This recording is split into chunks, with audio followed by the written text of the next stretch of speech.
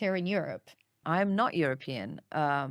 But I also, on the other end of the world, was raised with this idea of never again and the lessons of history. And I think all of us believe that. We care about that.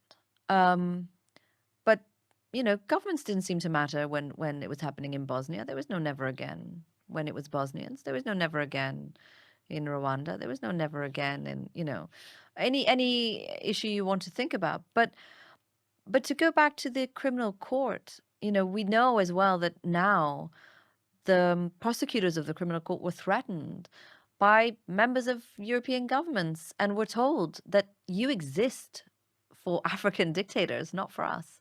And, we should have known this. Why did it take so long for the artifice to crack when after the invasions of Iraq and Afghanistan, Tony Blair was not taken to the ICC?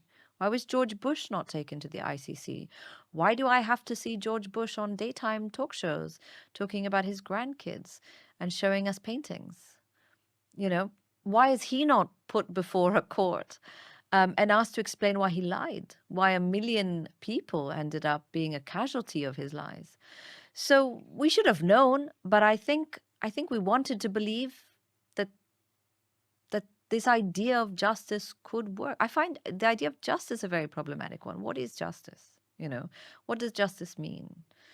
Who is it for?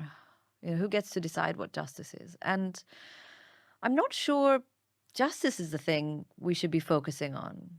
Have you given up on the concept of justice? I just don't know what it means, because a man who's lost his children, a man who's lost his son or his daughter